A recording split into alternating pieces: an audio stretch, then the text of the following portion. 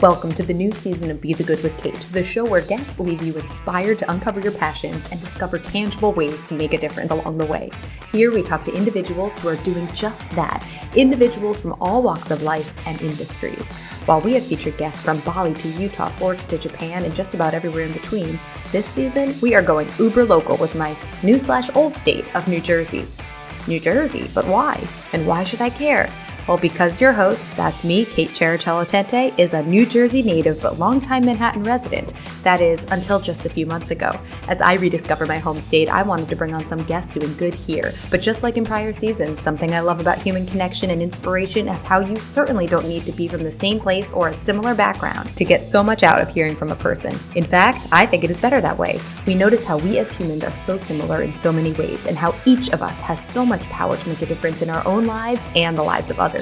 And I hope you are inspired here to start, restart, or continue your journey of finding your passions and helping others along the way. Easy and impactful way you can help this podcast reach more people? Share with a friend or leave a review.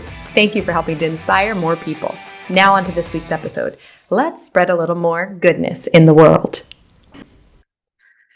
Today on Be the Good with Kate, I'm so happy to introduce you to Dr. Nidal Humoee.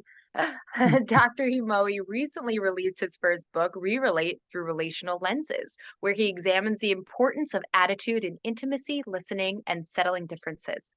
Nidal is a pediatric hospitalist at Hunterdon Medical Center, as well as an author, focusing on relationships and attitude. He explains a relationship is a two-way interaction. Each party bears responsibility for his own intention and attitude. Originally born in Syria, he's now a longtime resident of Hunterdon County, New Jersey, with his family. He states relational growth is slow and at times painful, but it is worth every effort, and it is both rewarding and vital. It elevates our relationships to levels where we need to be known, accepted, and loved. Nidal, I'm so happy to have you here today. Thank you for being here. Oh, thank you for having me. I'm excited about this. Well, please tell everybody a little bit more about who you are and what you do in your own words. I originally migrated from my country in the 1990s to enroll in medical residency. And life in the US has been exciting. At the same time, as life complicates and you have more money, you start family, your relational demands, your relational needs expand more.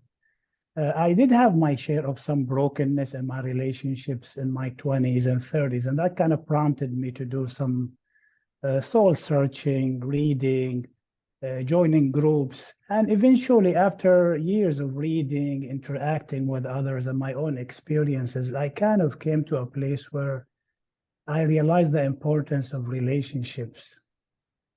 And my life is focused on my profession. I'm a doctor, so I give my patients all my attention and effort when I'm at work.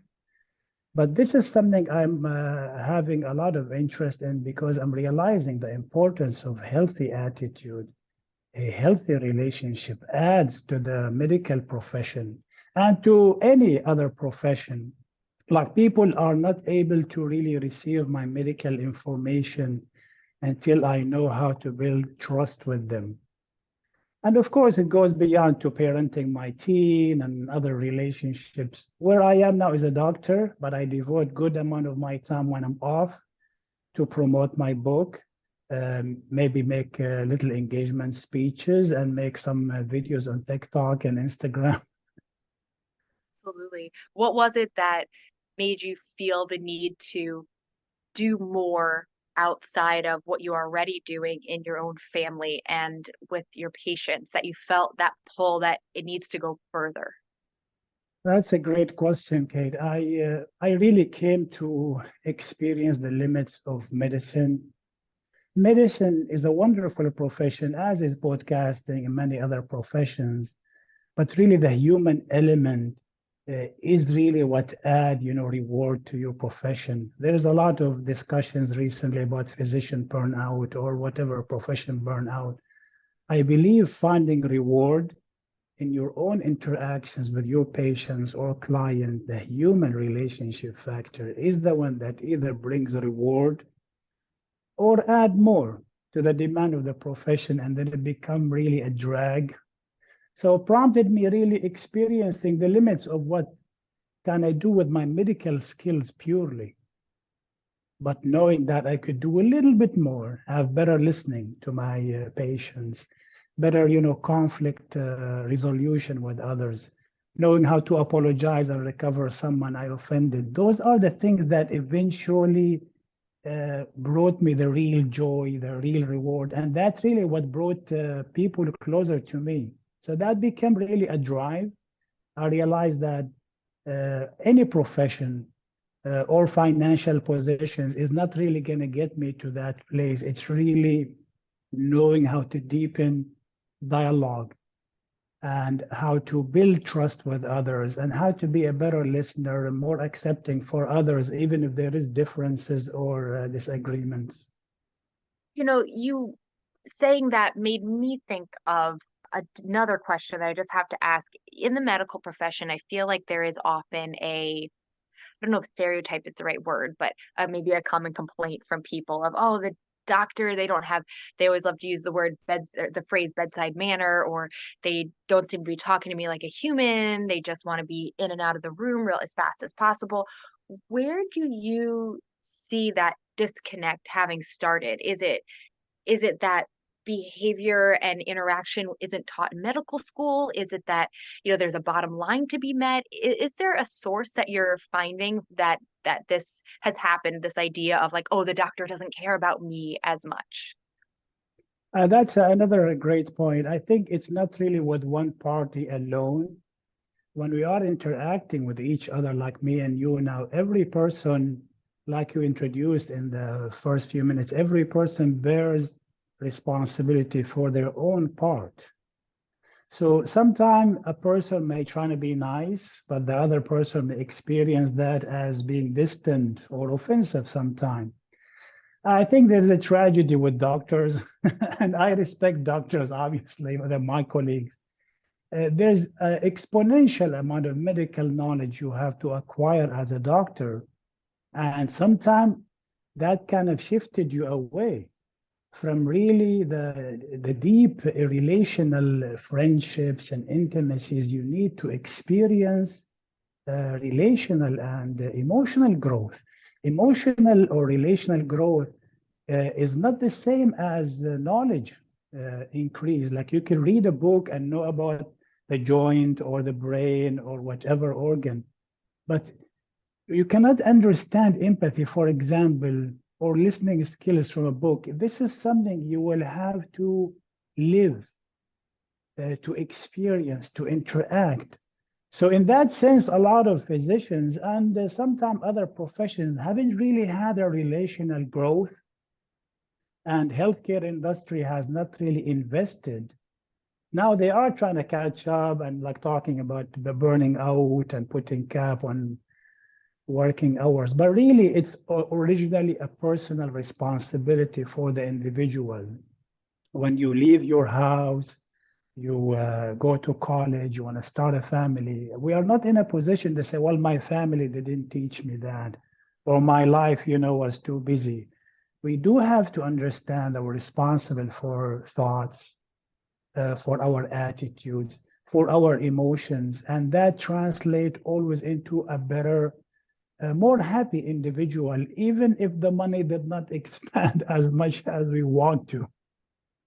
I'm really glad you brought that idea up too, of the taking personal responsibility, because it's so easy to be like, oh, well, I didn't learn that, or no one told me to do this. But you're so right. We need to take account for what we are doing and how it's coming across. So I'm really glad you mentioned that, because whether we are doctors or whatever industry we are in, or we're interacting with people in those industries, it's so important to remember, that how someone's coming across to us might not be what they intended, but also how are we coming across to that person?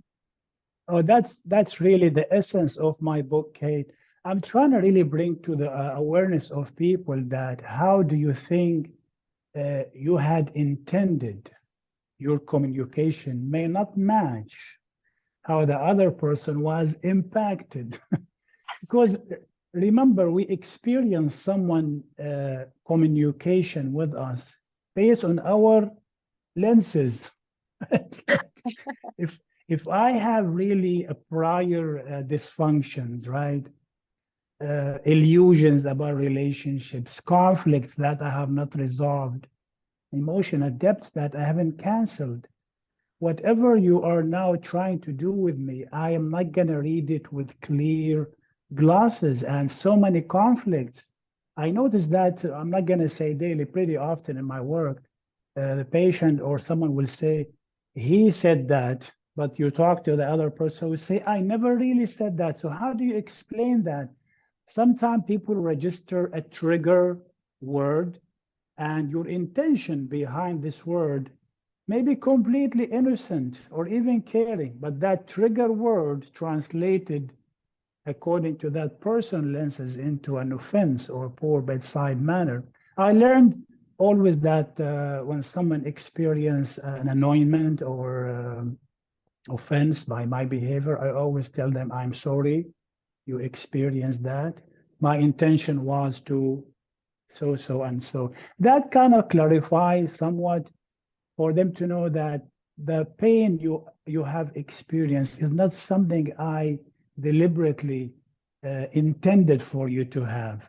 Therefore, I would hope that will help diffuse some of that tension, but insisting that, oh, I never, did anything wrong, it's really very short minded, because it only take into account the dimension of our own understanding and perceptions. The other party have different perceptions all the time. So true. And it's harkening back to sixth grade, I think it was, maybe in New Jersey, when we had the conflict resolution course, right? It goes right down to what you learned at age 11 of you've got to face the issue head on in a respectable way where we're respecting each other, but you're facing it. Otherwise, these things fester and they brew and then they get worse and worse and worse. And like you said, my intention was good. It was just interpreted wrong to begin with. And if we had just addressed these things at the start, think of how much better off we'd be.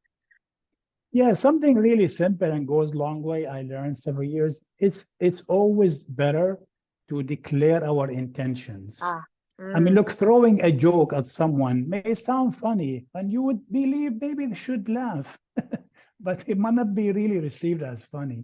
So I could say, look, my intention was just like to throw a benign joke. No, I mean, when we tell people our intentions, I find it to be helpful, but at the same time, telling you need a person to be aware of their intentions. Some people have excessive sarcasm or accuse others, or they have like some hostility in their verbal or nonverbal language without ever examining really their emotional tank.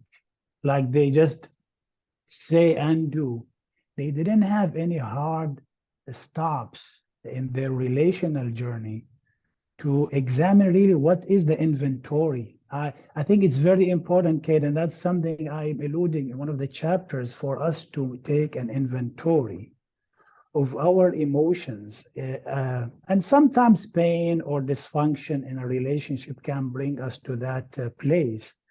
But a mature person should take time deliberately and take an inventory. I have conflict in my childhood. I have a divorce. I have a drug habit. I have etc. Taking inventory for our issues can clarify some of our problems and can guide us into having insight about how I'm treating this person.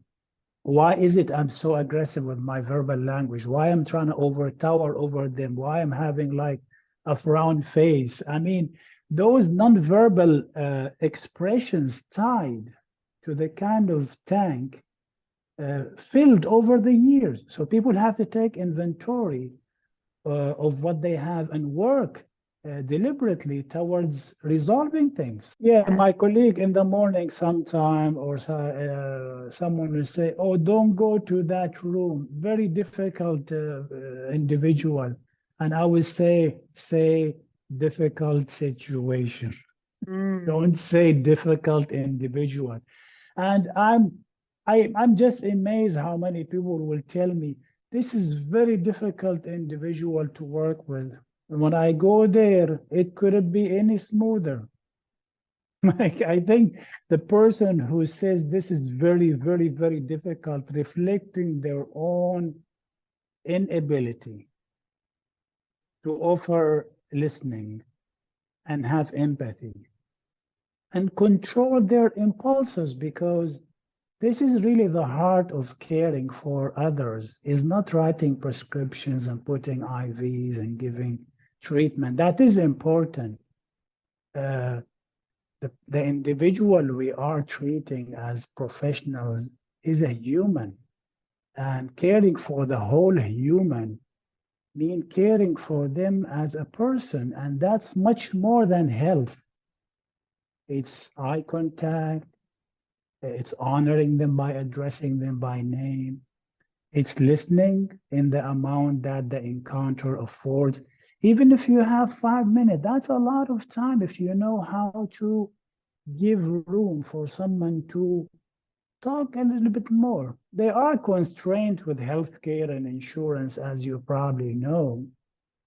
But once you know the patient or the other party, understand your time constraint. I know doctors are busy and life is busy. If you offer someone even a minute or two of listening, they will say thank you. I really appreciate that. One thing, Kate, I would always like to share, in the emotional issues, we cannot use logical standard to measure the outcome. I may listen to you for 2 minutes, and 2 minutes is not a lot of time in logic, but emotionally, the effect of the 2 minutes outweighs a lot what 2 minutes can do. I have seen people tension diffuse because of even a minute listening. So time is restraining somewhat in my profession. We should not underestimate the power of listening and empathy, even for very short few minutes. I would love for about everyone.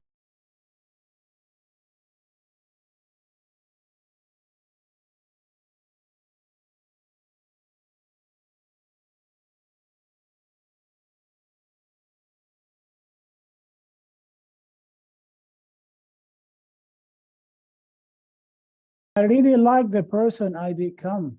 Great. It wasn't always the case. You could achieve a lot and be adored by many, but really to have contentment from the inside, really falling in love or liking the person you are, it's a key to do anything good. You're not going to be able to dispense things to others that you don't have. And over the course of the years, I start to look at the mirror and say, I really like this person, you know. He tries hard. He tried to do the right things, and sometimes it doesn't work. But I came to just like the person I am, not like an arrogant way or like I'm a different kind of. But I think we have to come to a place where we reconcile with who we are, accept who we are, and then we can be more effective. I mean, I don't think Kate, someone who is not genuine and authentic, can make a real difference. The difference has to be made inside me before I could cause a difference in others. Of course, fear and intimidation can cause sometimes changes in others, but it's not lasting. I think the person who wants the message of change has to have went through it, if possible, or capable of doing it. I mean, you just don't want to say things. You want to walk the walk. People have to see your words and your actions are a match. And then they will be inspired. People always looking for individuals to inspire them. That's what's so rewarding about others. They sometimes simply don't see those models. I mean, open the social media, there are a lot of positive, there are also a lot of negative. So people want to be inspired. If you have something good, that's one of the reasons I appreciate the podcast you do. If you have something good, go ahead, nurture it, invest it, give it time, giving effort, and life goes on. Such an excellent answer. And that bridges perfectly into my next question, which is what advice would you give to someone who is out there saying, I want to do good, I want to follow my passions, I want to help others along the way, but I don't know where to start? Kate, I think our relational journey start from being bonded in love with others who are close to us.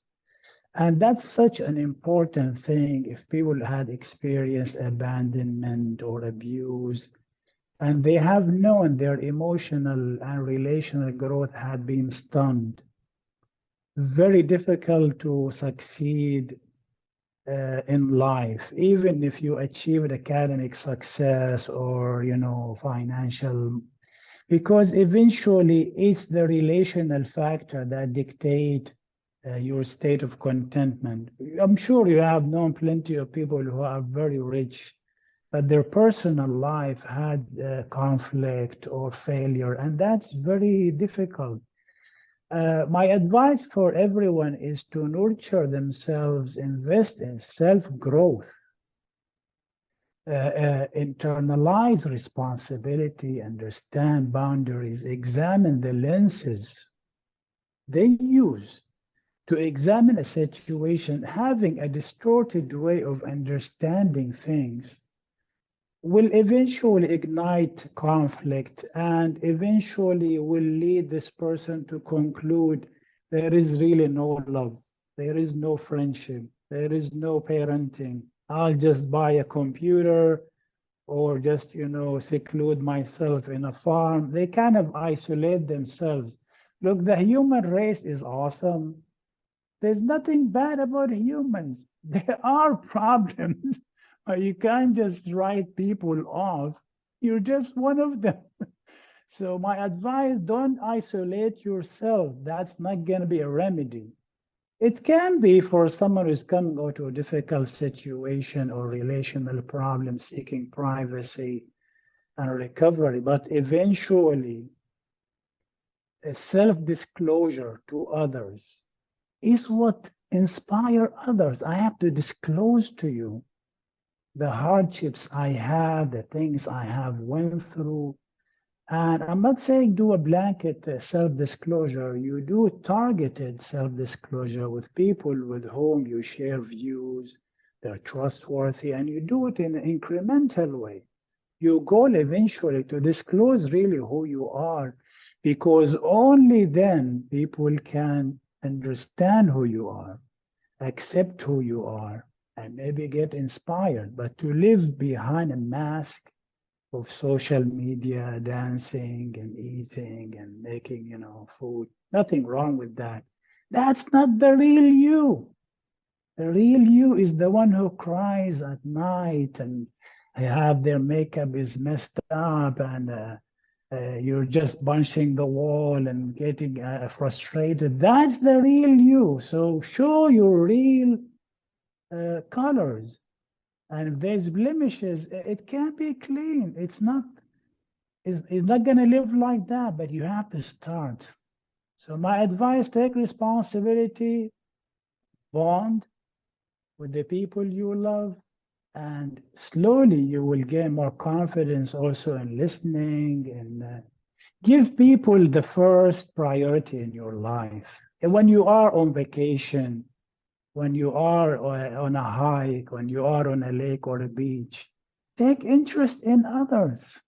I mean, Kate, I can't tell you how much reward I get when I'm on vacation, because I always have taken somebody elderly reading a book on the Jersey beach. Sometimes if they're just looking, I like, good afternoon, how you doing?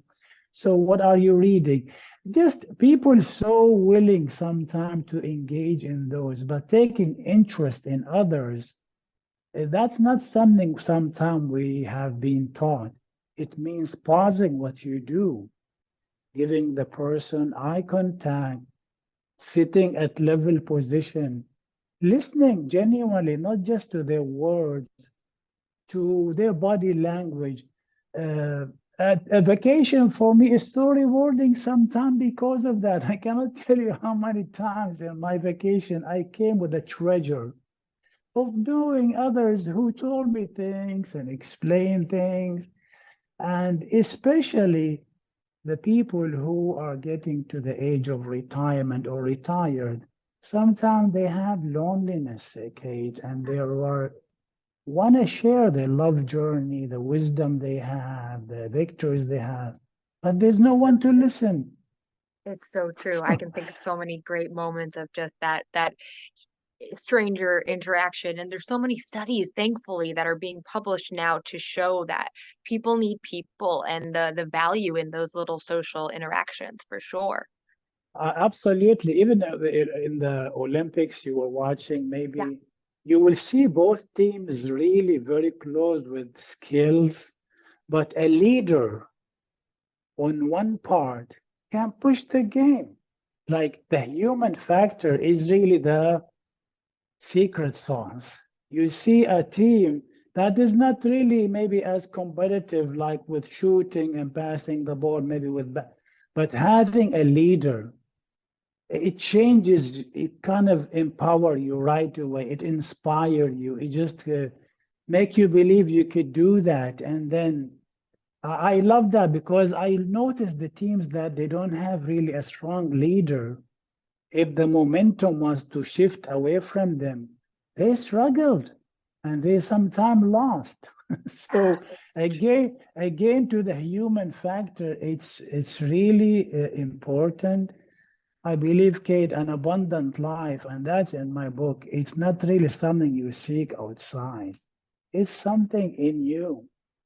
I have treasures in my life because I have grown in my ability to listen to others.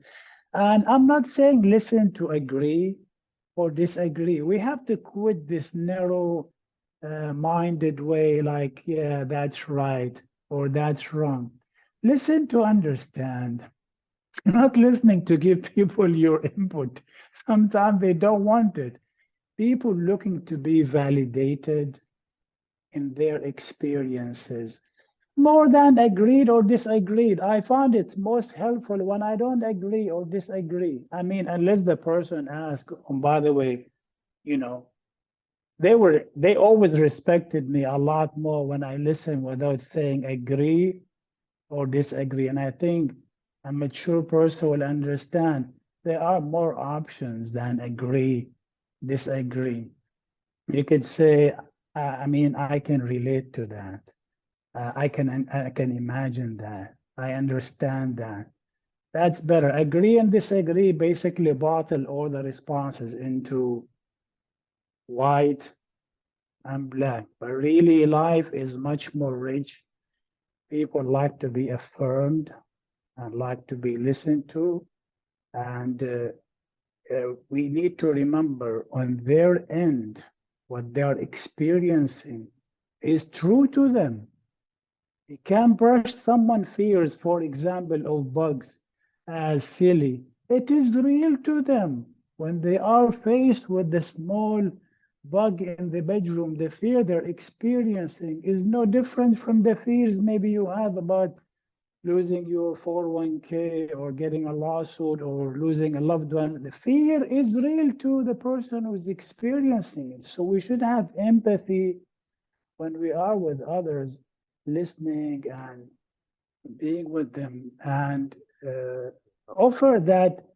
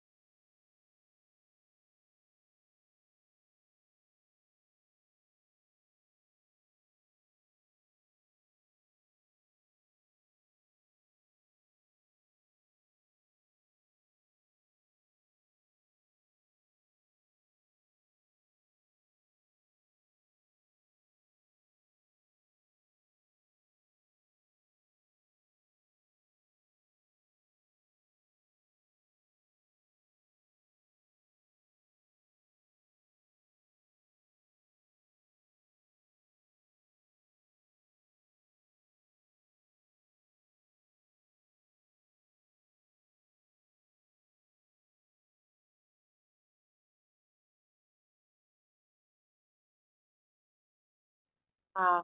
Thank you, Nidal. I so appreciate you sharing. I was thinking, I hope everybody who's listening is just bottling up this wisdom. There's so many great insights, and I know everyone can find your book on Amazon, correct?